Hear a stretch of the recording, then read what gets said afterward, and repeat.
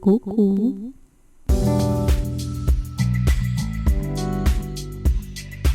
Проснулась этим утром и из вчерашних заметок записала для тебя подкаст. Прекрасного дня. Послушаешь? Так все-таки чемпионаты-то, они куплены или нет? Вот та пришла, и у нее все номинации победные, а я пришла и ни одной или одна. Каким образом договориться с судьей, как подать сигнал, что это моя работа, ставьте мне повыше балл. С кем нужно договориться, как договориться, а может приплатить. Разные вопросы, знаете ли, возникают в головах у участников, но, кстати говоря, у меня не возникал такой вопрос вообще никогда.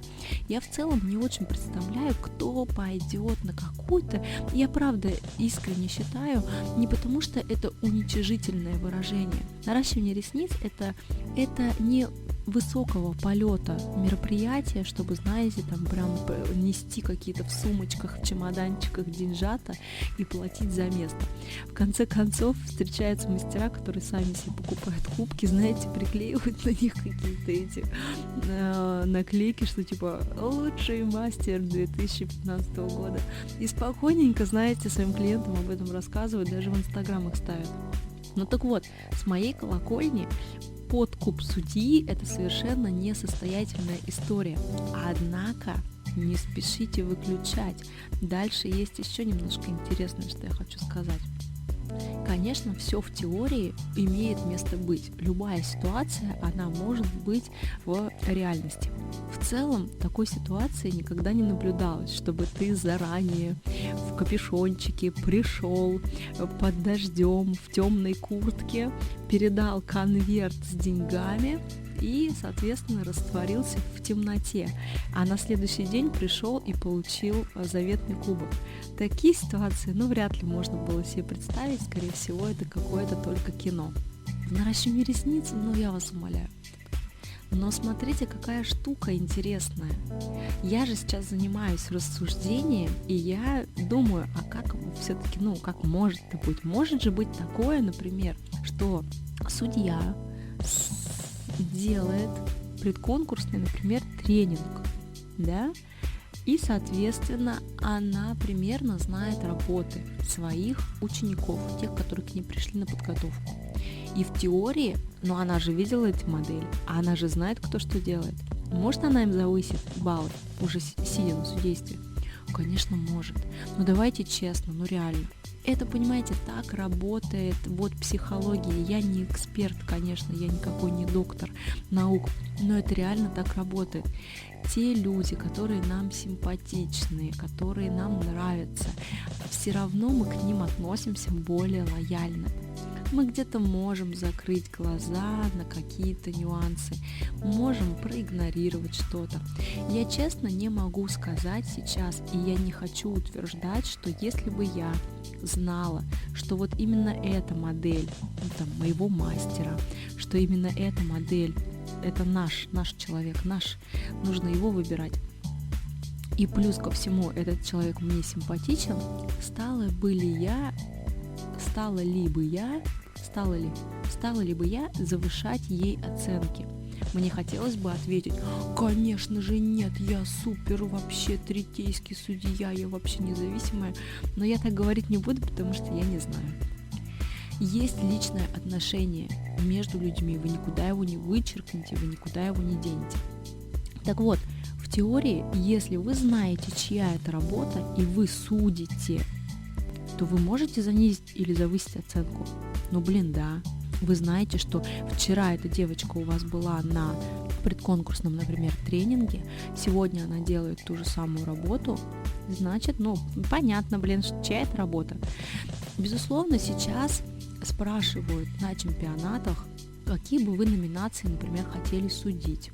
Или спрашивают, а есть ли среди участников ваши ученики, ваши какие-то коллеги, которых вы готовили? Я всегда отвечаю нет.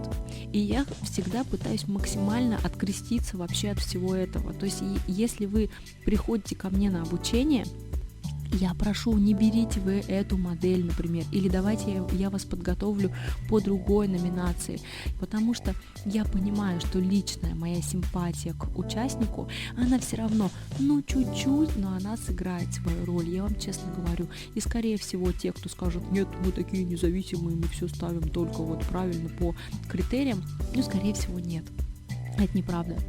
Я открещиваюсь от таких моментов только по вот этой причине.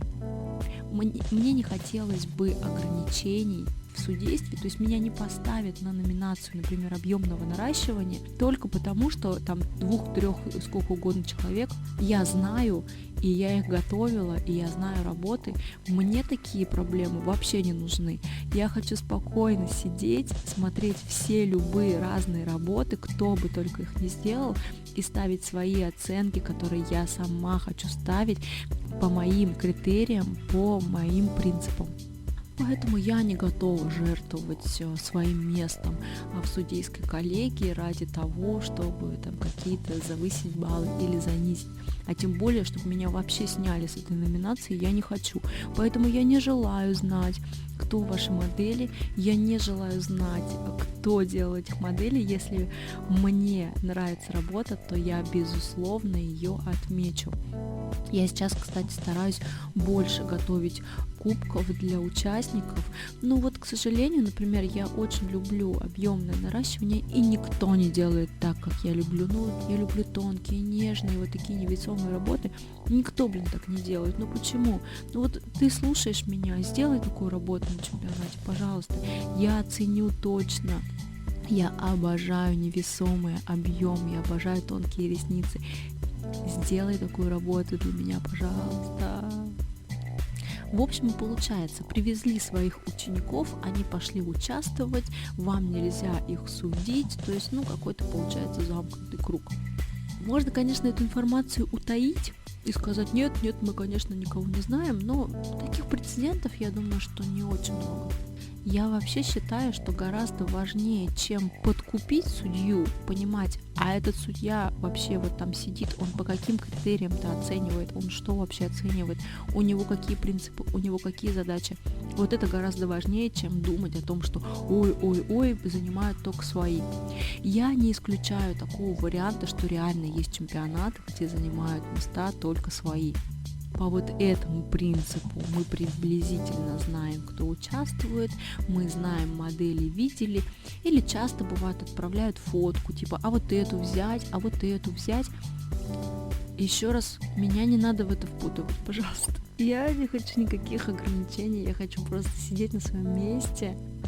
Я правда говорю, я здесь даже не знаю, о чем говорить, потому что в моей голове вообще никогда не было такого вопроса, а можно ли подкупить, или как подкупить, или подкупает ли кто-то судей.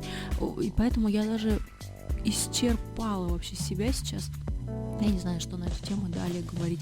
Я думаю, что это совершенно несостоятельная тема, ходить, платить кому-то какие-то деньги.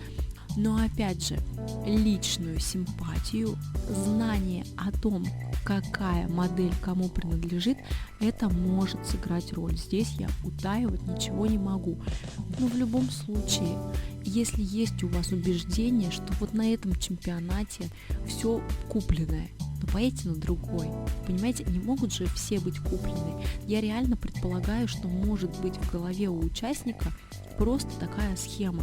Вот эти там организаторы или кто угодно, они все специально подстроили, и никак ты не выбьешь, понимаешь, ты можешь приводить 1000 аргументов и говорить, что это реально не так, но участник будет убежден, что там все куплено, поэтому ладно, считаете, если что все куплено на этом чемпионате, да не ходите на него, откажитесь, да и все.